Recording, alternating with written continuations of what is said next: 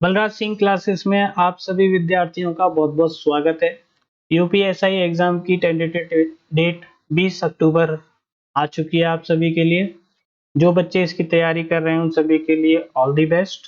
तैयारी करते समय बच्चों को कई बार डाउट्स आते हैं, तो उन्हीं डाउट्स के लिए मैंने ये डाउट सेशन स्टार्ट किया है, जिसमें मैं मैथ्स और रीजनिंग के क्वेश्चंस को डिस्कस करूंगा। आज मैं कुछ क्वेश्चन डिस्कस करने जा रहा हूं जो बच्चों ने मुझे सेंड किए हैं।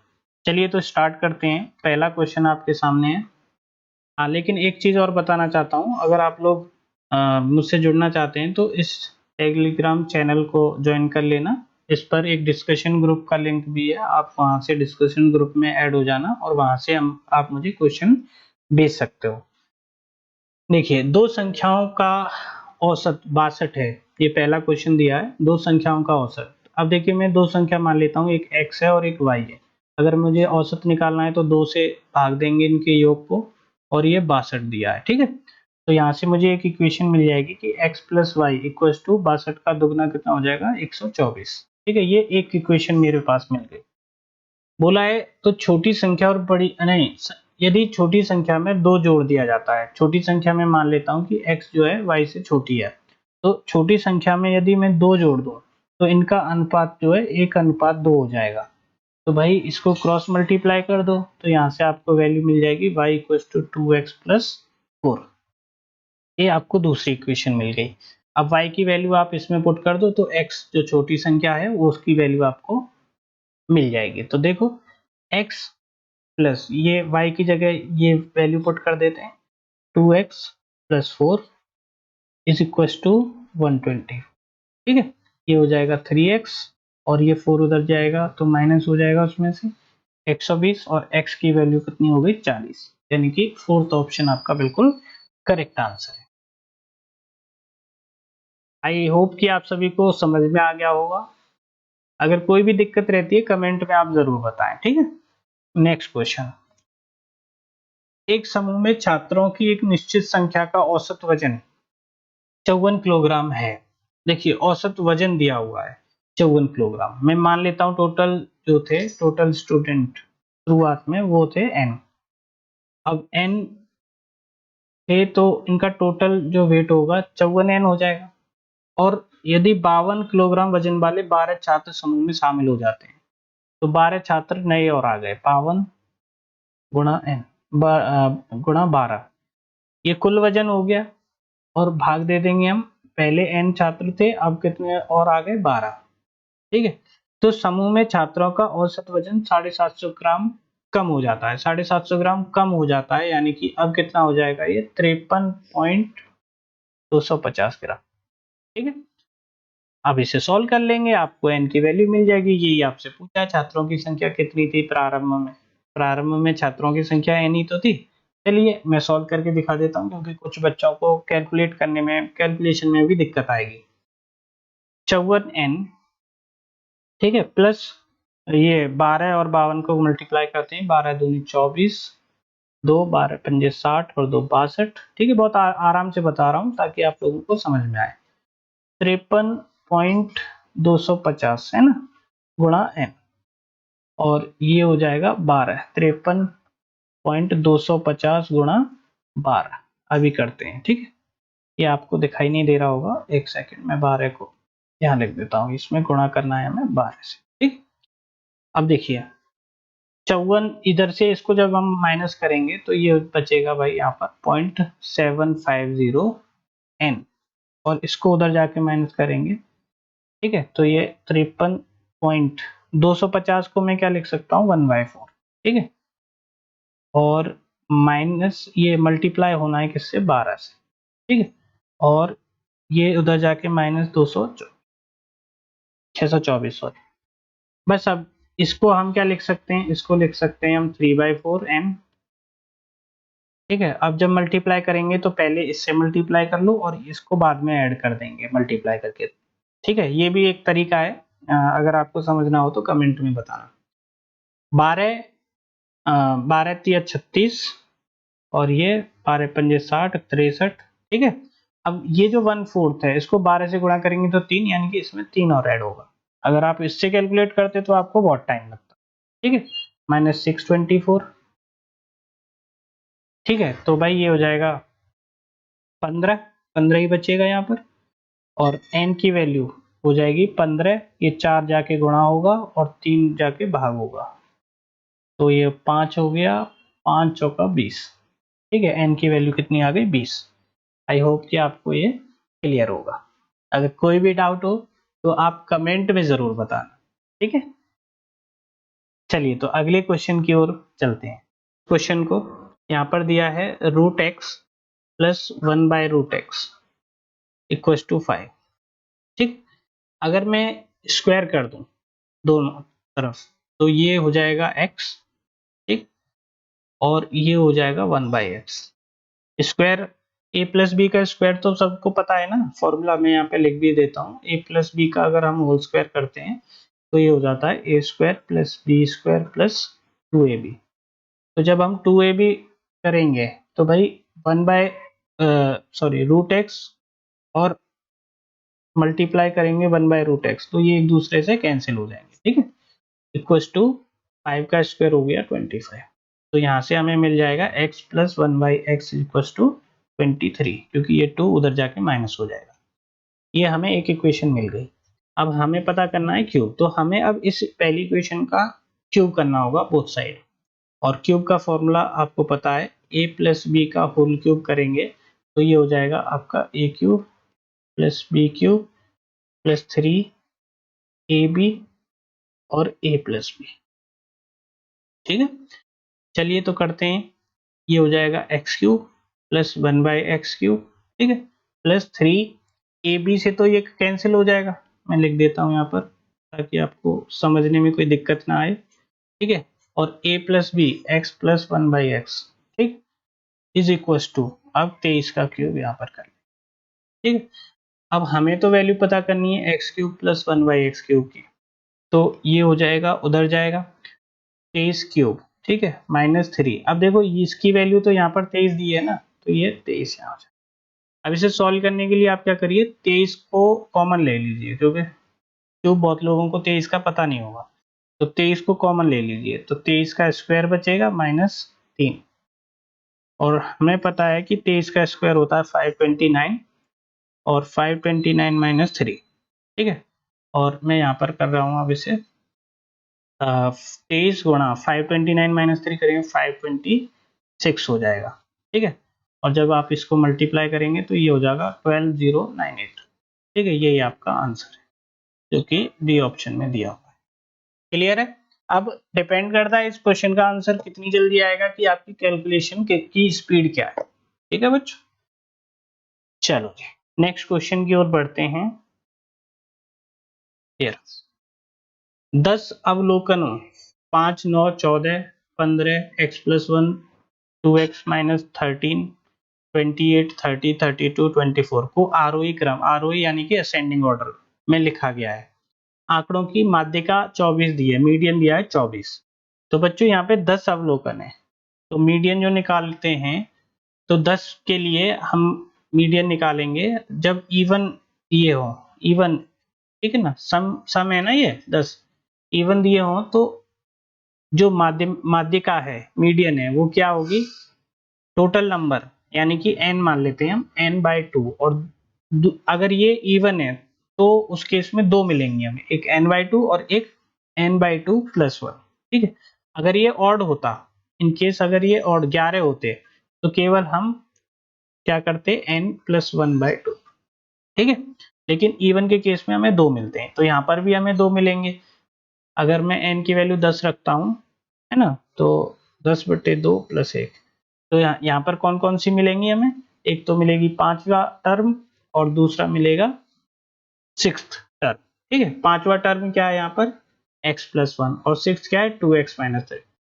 और यहाँ पे माध्यिका बचाइए 24, यानी कि इनका एवरेज लेना है हमें।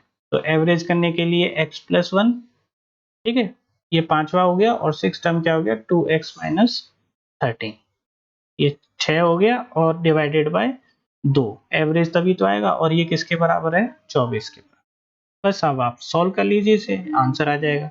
ये 2 उधर जाके 48 हो जाएगा, और ये 2x + x 3x हो गया, और ये -12। ठीक है, 3x 12 उधर चला जाएगा तो ये हो जाएगा 60 और x की वैल्यू आ जाएगी यहाँ से 20। बात समझ में आ गई? पहला ऑप्शन इसका करेक्ट है। चलिए तो अगले क्वेश्चन की ओर बढ़ते हैं। दो समान त्रिभुज एबीसी और पीक्यूआर का परिमाप क्रमशः 24 सेंटीमीटर और 21 सेंटीमीटर है। यानी कि अगर हम पेरीमीटर देखें एबीसी का तो ये है 24 और पेरीमीटर अगर हम देखें पीक्यूआर का तो ये है 21 सेंटीमीटर। ठीक है, और क्षेत्रफल दिया हुआ है एबीसी का क्षेत्रफल 448 सेंटीमीटर स्क्वायर और आपसे क्षेत्रफल पूछा है पीक्यूआर का। तो बच्चों जब समान होते हैं ना तो इनका अनुपात जो है बराबर होता है। अनुपात का मतलब पी ए बी सी और पी क्यू आर यानी कि इनके परिमाप का अनुपात और इनके क्षेत्रफल का अनुपात बराबर होगा। तो ए बी सी बटे P Q R value put कर दो 24 बटे 21 इक्वल टू 448 बटे पी क्यू आर, ये हमें निकालना है। तो एरिया पी क्यू आर का क्या हो जाएगा 448 बटे 24 और गुणा 21। ठीक है, इसे सॉल्व कर लेंगे आपका आंसर आ जाएगा। जल्दी से सॉल्व करके आप लोग कमेंट में बताइए। चलो बहुत बढ़िया, तो इसका आंसर आ जाएगा 392। ये आपका करेक्ट आंसर है यानी कि फोर्थ ऑप्शन। ठीक है जी, चलो नेक्स्ट क्वेश्चन की ओर बढ़ते हैं।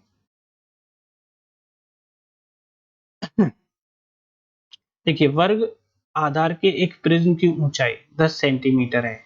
यदि प्रिज्म का पृष्ठीय क्षेत्रफल 200 वर्ग सेंटीमीटर है तो प्रिज्म का आयतन ज्ञात कीजिए। वर्ग आधार यानी कि जो बेस है वो क्या है एक स्क्वायर है। ठीक है, और स्क्वायर में मैं मान लेता हूँ इसकी साइड जो है वो x और प्रिज्म की जो ऊंचाई है वो हाइट है h की वैल्यू तो हमें दी है 10 सेंटीमीटर। पृष्ठीय क्षेत्रफल सरफेस एरिया इसका दिया है हमें 200। अब सरफेस एरिया क्या होगा भाई एक्स स्क्वायर और एक ऊपर होगा 2x स्क्वायर और plus plus 4x into H, ये तो होगा सरफेस एरिया। बात समझ में आ गई? ये फॉर्मूले तो आपको याद होनी चाहिए, अगर नहीं है याद तो आप फिर आपको बेसिक चीजें समझने की जरूरत है। अब देखिए इसको जब आप सॉल्व करेंगे h की वैल्यू आपको 10 दी गई है। ठीक है, तो दो से डिवाइड कर दूंगा पूरी इक्वेशन को, ये बचेगा 100 और ये आएगा एक्स स्क्वायर और ये हो जाएगा 20x। ठीक है, इसको क्वाड्रेटिक फॉर्म में ले आएंगे हम x square plus 20x minus 100। ठीक है, इक्वल्स टू 0। तो यहाँ से हमें x का मान मिल जाएगा। x का मान निकालने के लिए क्या इस इक्वेशन के रूट्स निकालने होंगे। रूट्स आपको पता है ना, माइनस मैं फॉर्मूला बता देता हूँ रूट्स का। क्वाड्रेटिक इक्वेशन के रूट्स का फॉर्मूला क्या होता है minus b plus minus under root of b square minus 4ac upon 2a।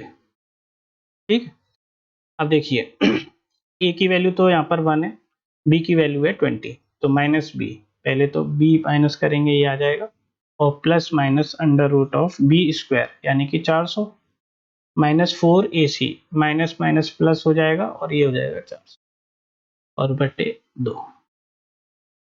ठीक है, ये 800 हो गया माइनस 20 प्लस माइनस 800 800 यानी कि 420 रूट 2।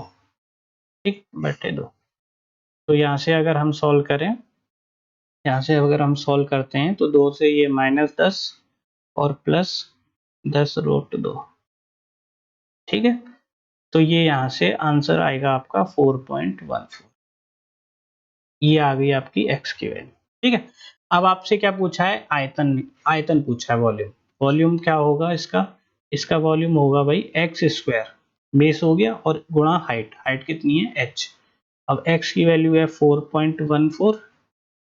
ठीक है, इंटू h कितना है 10। तो बस आपका आंसर आ गया। इसको सॉल्व करेंगे तो 171.57 आपका आंसर। आई होप कि आप सभी को चीज़ें क्लियर हो रही होंगी। अगर किसी में कोई भी दिक्कत रहती है किसी भी प्रकार की, तो आप मुझे कमेंट में ज़रूर बताएँ। नेक्स्ट क्वेश्चन देखते हैं। शब्द ट्रांजिस्टर के अक्षरों में से किसी अक्षर को यादृच्छिक रूप से यानी कि रैंडम तरीके से चुना जाता है। इसमें से व्यंजन को चुने जाने की प्रायिकता प्रोबेबिलिटी क्या है? तो बच्चों हमें पता है favourable cases upon total cases ही तो हमारा आंसर होता है।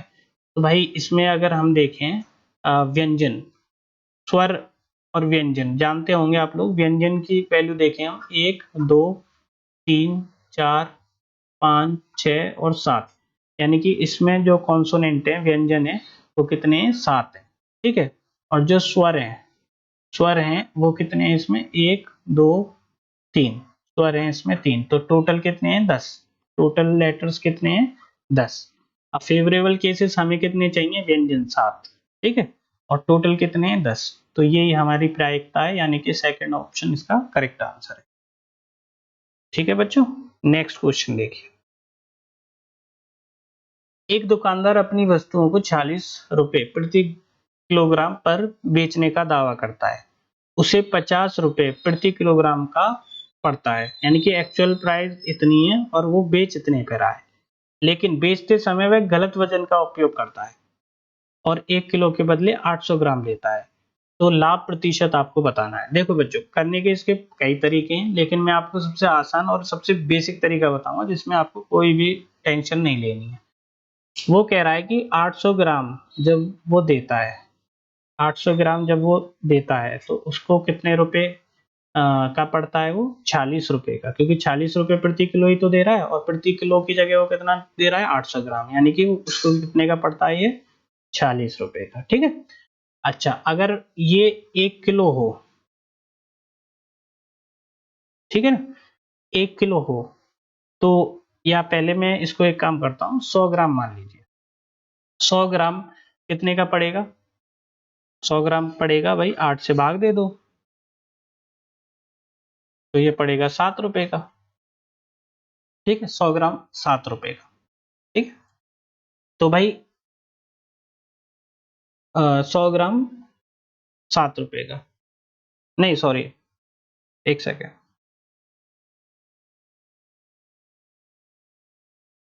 एक सेकेंड, थोड़ी सी गलती हो गई। देखिए 800 ग्राम, 800 ग्राम पड़ रहा है उसको 46 रुपए का। ठीक है। अब 100 ग्राम की अगर हम बात करें तो 100 ग्राम कितने का पड़ेगा? 46 बटे 8। ठीक है। और ये हो जाएगा आपका 8 पंचालीस, है ना, और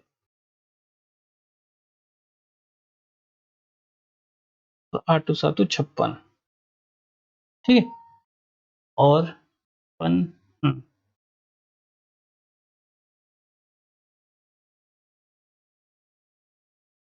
5.75 का। और अगर हम 1000 ग्राम की बात करें तो 1000 ग्राम कितने का पड़ेगा? ये 100 10 से गुणा कर देंगे, यानी कि 57.5 का। ठीक है। तो ये जो आ गई, ये उसके 1 किलोग्राम का कॉस्ट प्राइस आ गया। सॉरी, कॉस्ट प्राइस नहीं, जितने पर वो बेच रहा है।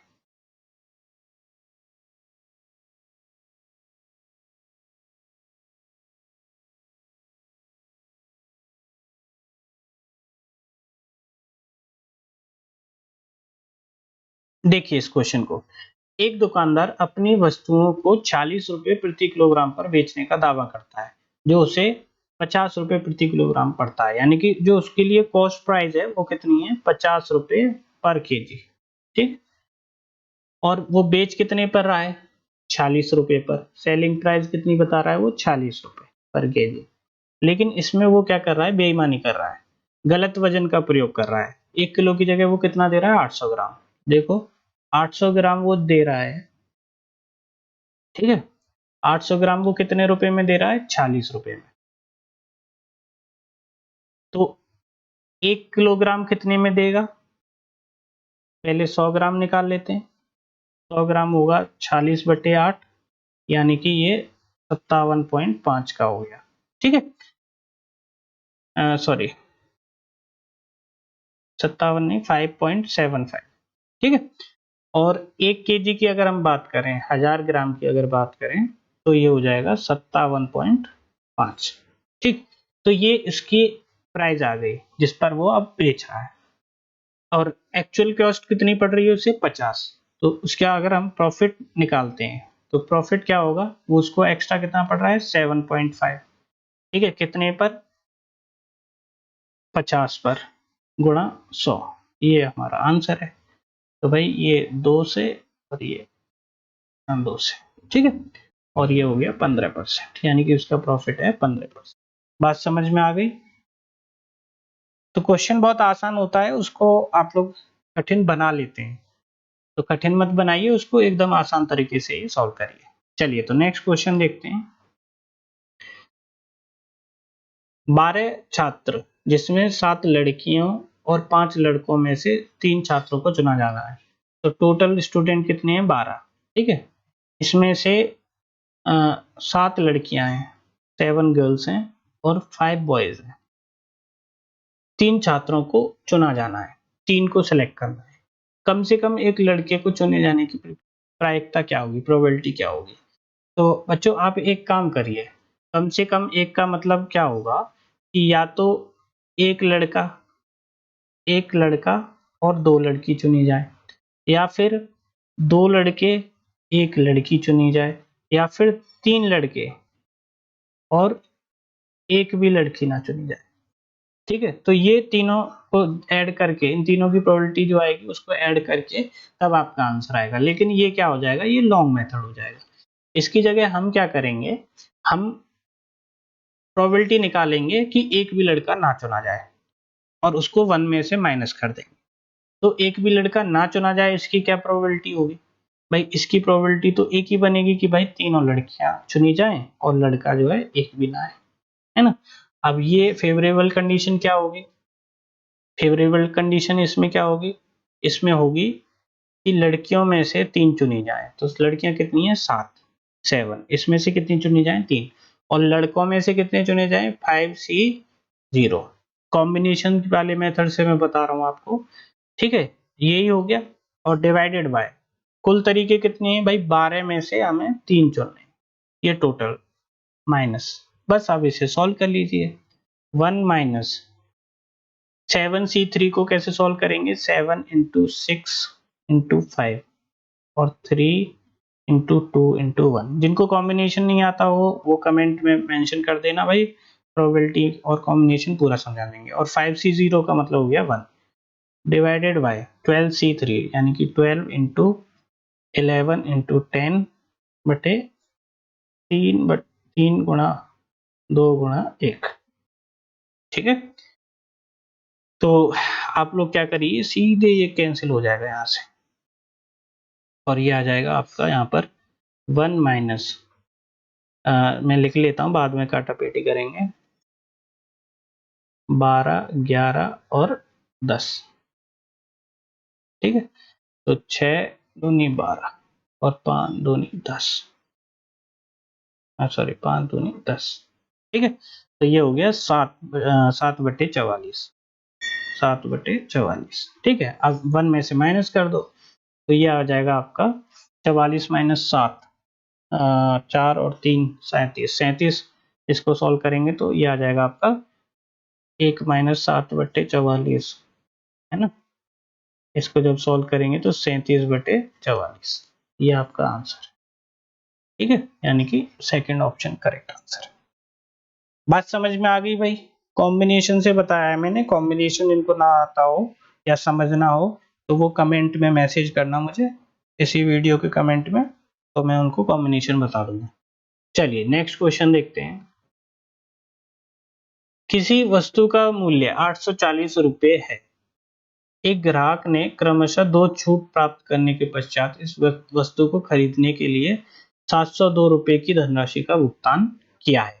यदि पहली छूट की दर 5% है, तो भाई देखो वस्तु का मूल्य 840 था, तो पहली छूट तो उसे 5% की मिल गई, है ना।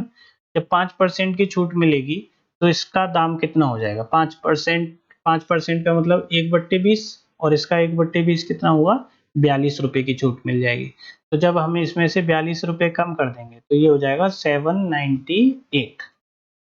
ठीक है, और इसके बाद उसे एक और छूट मिली है जो हमें पता नहीं है अभी, है ना, और यही हमें पता करनी है। ये छूट मिली है और इसके बाद ये दाम कितना हो जा रहा है? 702.24। तो बस अब आपका क्वेश्चन हो गया बहुत आसान। इन दोनों का डिफरेंस कितना है भाई? ये है आपका 95, है ना, 95.76।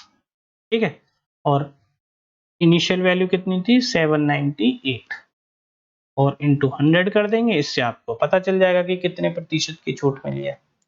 तो भाई इसको जब हम डिवाइड करेंगे तो ये आ जाएगा 12%। ठीक है, और फोर्थ ऑप्शन आपका करेक्ट आंसर है। बताइए, बात समझ में आ गई? कोई भी डाउट हो कमेंट में जरूर बताएं। नेक्स्ट क्वेश्चन देखिए, अजय पैदल चलकर सामान्यतः 3 घंटे में अपने कार्यालय पहुंचता है, यानी कि उसको जो टाइम लगता है वो लगते हैं 3 घंटे।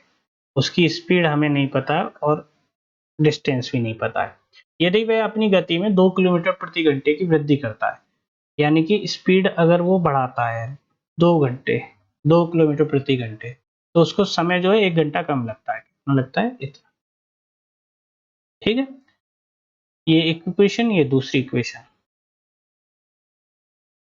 एक दिन वह 1 घंटे देरी से कार्यालय पहुंचता है। तो पहले मैं यहाँ से स्पीड निकाल लेते हैं, यहाँ से इन दोनों को इक्वेट कर देंगे।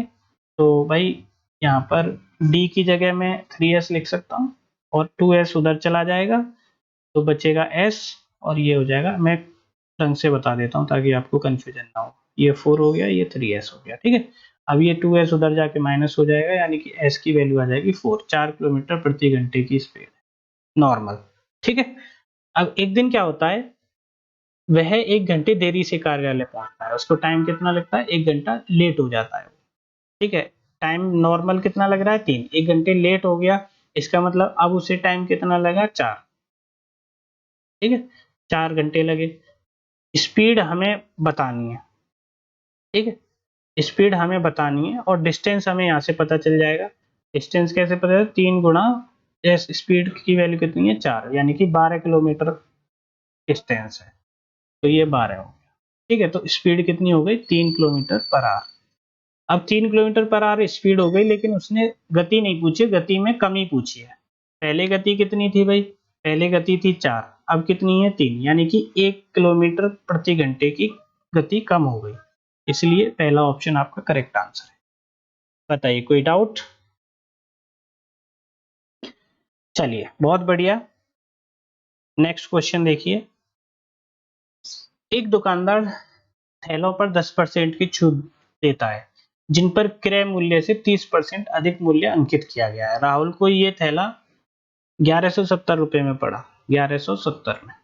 ठीक है, थैले का क्रय मूल्य सीपी बताना है। ठीक है, तो भाई दुकानदार ने थैलों पर छूट कितनी दी थी? 10%, यानी कि ये जो मान है वो कितने प्रतिशत का मान है? 90%। तो अगर मुझे 100% निकालना है इसका, तो क्या करूंगा? 90 से भाग और 100 से गुणा। 90 से भाग और 100 से गुणा, यानी कि ऐसे भी कर सकता हूँ। ठीक है, ये हो गया 100%। छूट देने से पहले का वैल्यू मिल गया हमें, एमआरपी, है ना, यानी कि इसको हम क्या लिख सकते हैं? एमआरपी। अब इसको सॉल्व कर लो। 9 और 9 या 27, 1300, यानी कि एमआरपी हमें कितने की मिल गई? 1300 की। लेकिन एमआरपी कितने पर अंकित किए उसने? 30% अधिक पर, यानी कि कॉस्ट प्राइस का ये कितना है? 130%, है ना, सीपी 1300। जब 1300 130% है तो 100% क्या होगा? 100% यानी कि सीपी की वैल्यू हो गई, कितनी हो जाएगी? 1000। तो यही हमारा आंसर है, फोर्थ ऑप्शन। बताइए, कोई डाउट किसी को? बहुत ही आसान क्वेश्चन है, बिल्कुल भी घबराने की जरूरत नहीं है। कुछ भी नहीं समझ में आए तो मुझे कमेंट में जरूर बताना। ठीक है, मैं आप लोगों के लिए बिल्कुल रेडी हूँ। आप लोग ढंग से तैयारी करिए और इस बार यूपीएसआई का एग्जाम क्रैक करिए, ठीक है, और कमेंट में जरूर बताना मुझे। ये देखिए एक और क्वेश्चन है अलजेब्रा का। इस तरह का क्वेश्चन आए तो सबसे पहले आप इनको ऐड कर लीजिए, 5x 3x और 6x, है ना, 5 और 3 8 और 6 14, 14x प्लस, तीनों इक्वेशन को मैं ऐड कर रहा हूँ, 7y 4y और 3y, 7 4 11 और 3 14, 14y आ गया, ठीक है, प्लस 6z और 8z, ये 2 बचेगा यहाँ, और 12 14 हो गया, ये भी 14, ठीक है। अब ये देखो 8 5 13 और -6 -7 यानी कि 6 बचा, और यहाँ पर 19 35 और 22, टोटल कितना होगा, 19 35 और 22 76, ठीक है, ये हो गया 76। अब यहाँ पर 6 को उधर ले जाएंगे तो 70 बचेगा, 14 कॉमन ले लिया मैंने, x plus y plus z, है ना, 6 उधर चला गया था, 70 हो गया, ये हो गया 70, ठीक। तो x plus y plus z की वैल्यू कितनी हो गई, 14 पंजे 70 यानी कि 5। अब आपसे क्या पूछा है, x plus y plus z -74, तो दोनों तरफ हम -74 कर देते हैं, -74 और ये 5 -74, तो भाई इसकी वैल्यू आ जाएगी -69, जो कि सी ऑप्शन में, ठीक है। तो थर्ड ऑप्शन इसका करेक्ट आंसर है। बताइए कोई भी डाउट हो कमेंट में जरूर बताएं। अगला क्वेश्चन देखते हैं। तो बच्चे आज के डाउट्स यहाँ पर कंप्लीट हो गए हैं, और आप लोग इस चैनल को जरूर ज्वाइन कर लेना डाउट्स के लिए, ठीक है, और वीडियो को लाइक कर देना, चैनल सब्सक्राइब कर लेना, और अपने दोस्तों को जरूर बताना, तब तक के लिए कम से कम जब तक यूपीएसआई का एग्जाम होता है, क्योंकि सब तब तक के लिए आपके सभी डाउट्स को मैं यहीं पर बताऊंगा। चलिए मिलते हैं फिर अगली क्लास में, तब तक के लिए बाय बाय, टेक केयर।